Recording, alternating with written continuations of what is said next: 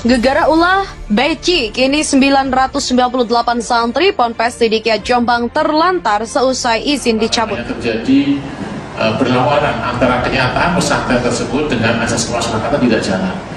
Oleh karena itulah kemudian Kementerian Agama RI mencabut izin operasional pesantren sekaligus PKPPS tersebut untuk kemudian kami dan seluruh yang ada di Jawa Timur termasuk dengan Kementerian Kabupaten Jombang ini mengamankan hak santri dari jam 7.30 pagi sampai sekitar jam 01.00 ya. Tadi pagi kita berhasil untuk mengamankan pelaku pencabulan atas nama MSA. Kemudian dari hal itu MSA kita bawa ke Mapolda Jatim, kita lakukan langkah-langkah upaya identifikasi. Akhirnya anak kiai yang mencabuli beberapa orang santri di pesantren Ploso Jombang yang bernama Muhammad Subhi Asal Sani alias Beki si cabul itu akhirnya ditangkap juga. Alhamdulillah, ini benar-benar melegakan korban terutama dan melegakan bangsa Indonesia. Kita menyesalkan sekali kasus yang seperti ini, dan sejak kemarin saya sudah menghimbau pada tersangka supaya segera menyerahkan diri. Saya sudah telepon orang yang kenal pada dia. Sudah saya katakan jangan sampai ini mempermalukan pesantren, jangan sampai kita ini ya menjadi tercoreng ya dengan kejadian seperti ini.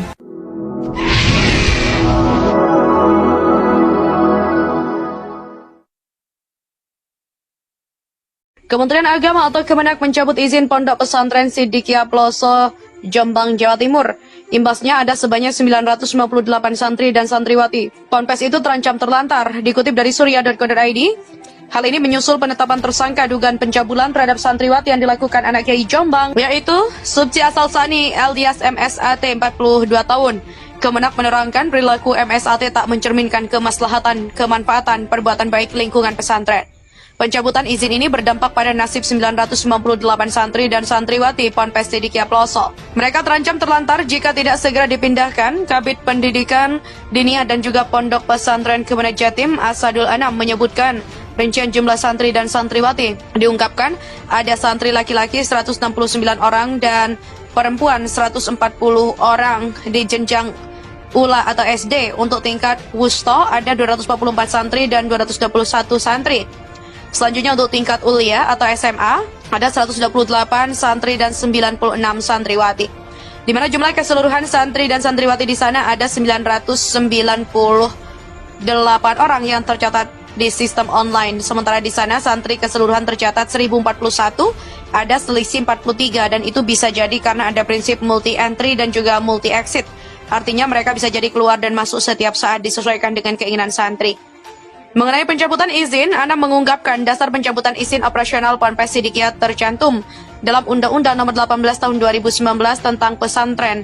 Dalam pasal 2 terdapat azas pesantren yakni Ruhul Ma'had yang di dalamnya terdapat asas kemaslahatan. Untuk itu Anam berujar izin operasional Ponpes itu sudah layak dicabut. Oleh karena itu sudah layak jika kemudian izin operasional Pondok Pesantren Sidikiyah itu dicabut. Jadi bukan dibekukan tapi dicabut. Usai kasus pencabulan yang menjerat anak kiai Jombang mencuat, banyak santri dijemput orang tuanya. Kanwil Kemenak Jatim bersama dengan Kemenak Kabupaten Jombang mengamankan hak para santri yang menuntut ilmu Pondok Pesantren atau Ponpes Sidikiyah Desa Lesari, Kecamatan Ploso, Kabupaten Jombang. Upaya itu merupakan gerak cepat Kemenak usai mencuatnya kasus pencabulan santriwati yang diduga dilakukan oleh Subsi Asal Sani alias MSAT di Ponpes Sidikiyah. Kepala Bidang Pendidikan Diniyah dan juga Pondok Pesantren Kanwil Kemenak Jatim, Muhammad Asadul Anam mengatakan pihaknya saat ini sedang melakukan pemetaan terhadap para santri untuk melanjutkan pendidikannya ke tempat lain. Menurutnya total santri di Ponpes Sidikiyah terus mengalami fluktuasi untuk yang masing-masing ditingkatkan sehingga Kanwil Kemenak Jatim masih menunggu data baru dari Kemenak Kabupaten Jombang. Karena saat ini sudah menyerahkan diri akan lebih mudah untuk proses berikutnya. Sebagian santri di sana sudah pulang dan sebagian juga masih berada di sana.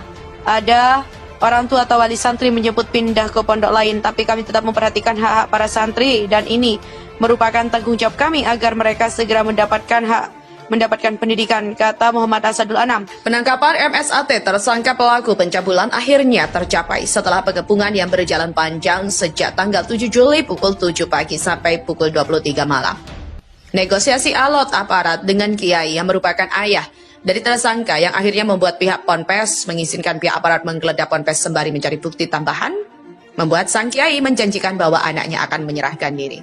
Di sini saya harus mengapresiasi kesabaran polisi yang mau dengan sabar menjelaskan kepada kiai yang sudah berusia 95 tahun itu.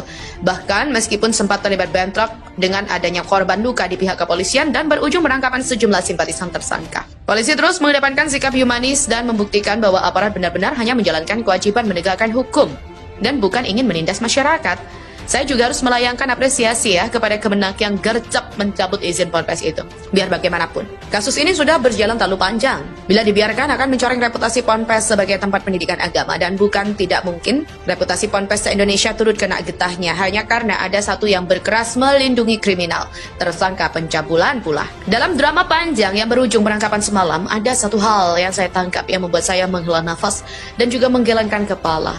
Berjalannya negosiasi dan juga penggeledahan itu diwarnai dengan lantunan doa dari para santri. Saya kurang paham, apa mereka sepertinya mencoba memperlihatkan kepada masyarakat seolah mereka sedang dioperasi oleh aparat, atau bisa jadi mereka sedang polosnya merasa seperti itu tanpa sadar mereka memang sedang melawan hukum. Setidaknya dua kemungkinan itu yang saya tangkap dari rekaman video yang direkam salah seorang santri wanita yang dengan suara gemetar terus berkata, ya Allah, banyak sekali mereka mulai masuk. Padahal aparatnya yang nggak ngapa-ngapain deh, cuma jaga-jaga saja. Tapi kayaknya seolah mereka ini mau dibantai atau diciduk tanpa penjelasan seperti masa Orde Baru dulu. Belum lagi kelakuan sejumlah simpatisan tersangka atau simpatisan Ponpes yang berkeras menghadang polisi, bahkan dengan senjata tajam sampai akhirnya sebagian dari mereka ditangkap. Memang dikabarkan mereka ini bukan termasuk santri tapi merupakan pihak luar Ponpes. Tapi tetap saja saya hanya menonton beritanya dengan gemas sambil bilang, Ponpes ini ngajarin apa sih sebenarnya sampai anak kiainya punya simpatisan yang mengedepankan premanisme seperti itu,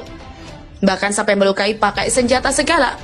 Tapi setidaknya yang seperti ini turut digelandang, bukan selesai di tempat setelah tersangka menyerahkan diri dan selesai dengan kata maaf, tidak. Tapi entahlah nanti bagaimana, mereka diproses atau tidak. Di antara yang dibawa terdapat pula sopir yang menghadang polisi ketika terjadi drama kejar-kejaran sebelumnya.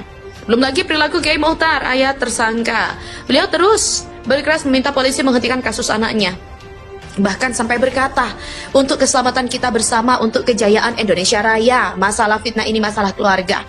Untuk itu kembalilah ke tempat masing-masing, jangan memaksakan diri mengambil anak saya yang kena fitnah ini. Wah, ini perkataan yang sungguh membuat saya heran. Apa maksudnya berkata bahwa ini untuk keselamatan? Apa beliau mengacu pada keselamatan akhirat karena menurutnya polisi akan menindak orang tak bersalah versinya, atau ini benar-benar sebuah ancaman tersirat? Apa Kiai Muhtar beserta keluarganya dan pihak Ponpes tidak sadar polisi dan terutama para korban itu benar-benar sudah bersabar?